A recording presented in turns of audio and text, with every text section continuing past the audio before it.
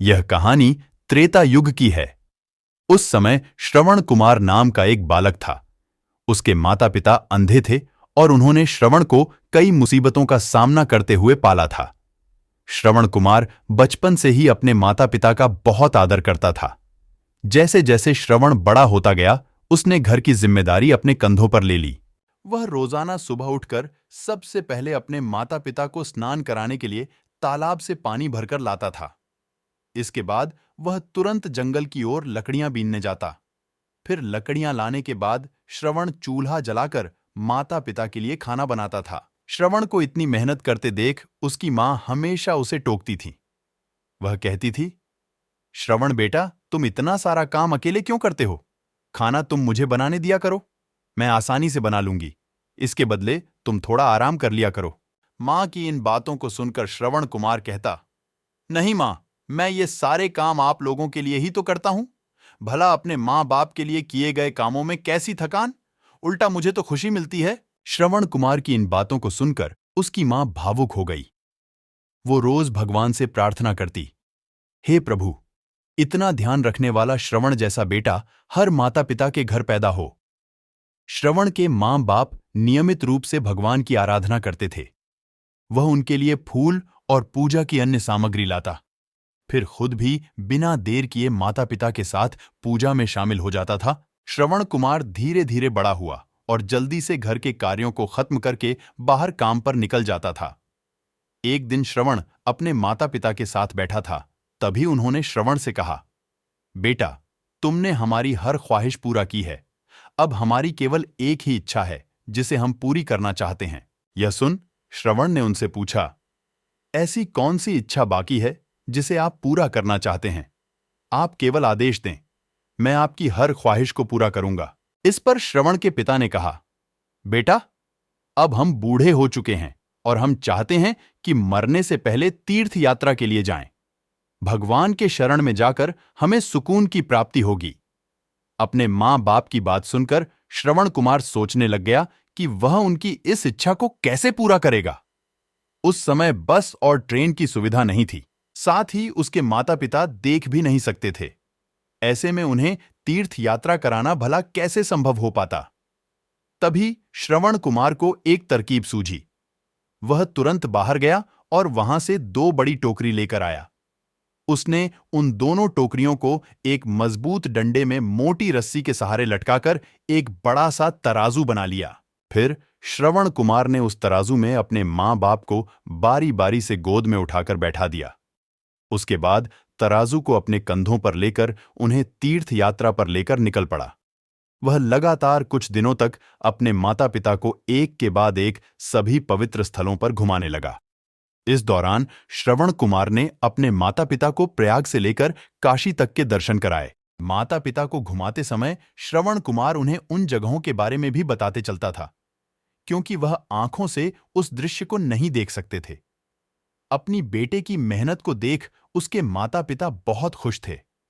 उन्होंने एक दिन श्रवण से कहा, बेटा, हम देख नहीं सकते, लेकिन कभी भी हमें इस बात का दुख नहीं हुआ। तुम हमारे लिए हमारी आंखें हो।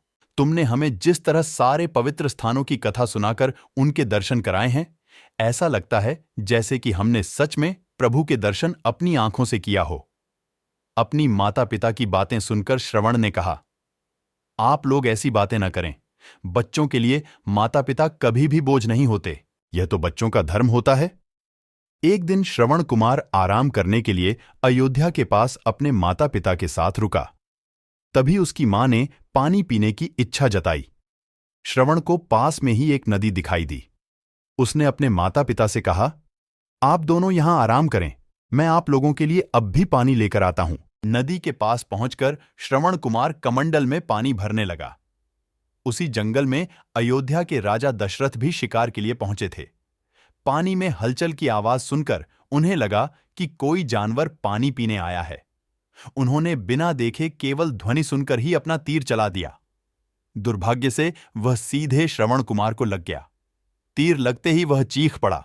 इसके बाद राजा दशरथ जब अपने शिकार को देखने पहुंचे तो वहां श्रवण था। वो तुरंत श्रवण कुमार के नजदीक पहुंचे और कहा, मुझसे बहुत बड़ी भूल हो गई, मुझे माफ कर दीजिए। मुझे बिल्कुल नहीं पता था कि यहां कोई मानव होगा। मैं इस गलती का पश्चाताप करने के लिए क्या करूं कि तुम मुझे माफ कर दो। तभी करहाते हुए श्रवण कुमार ने कहा, यहां से थोड़ी ही दूर जंगल में मेरे माता पिता बैठे हैं। उन्हें काफी प्यास लगी है। आप उन तक यह पानी पहुंचा दीजिए और मेरे बारे में उन्हें कुछ भी न बताएं। इतना कहते कहते श्रवण कुमार की सांसें रुक गईं। श्रवण कुमार की मौत से राजा दशरथ सुन्न पड़ गए। किसी तरह वो श्रवण कुमार के बताए अनुसार जल लेकर उसके माता पिता के पास पहुंचे। श्रवण के माता पिता अपने बेटे की आहट को बखूबी पहचानते थे। जब राजा दशरथ उनके करीब पहुंचे तो उन्होंने आश्चर्य से पूछा, तुम कौन हो और हमारे श्रवण को क्या हुआ? वह क्यों नहीं आया? राजा दशरथ उनके सवालों का जवाब नहीं दे पाए। उन्होंने चुपचाप पानी उनकी तरफ बढ़ा दिया। तभी श्रवण की मां ने चिंतित स्वर में जोर से कहा, तुम कौन हो और मेरा बेटा कहां है? ये बताते क्यों नहीं हो?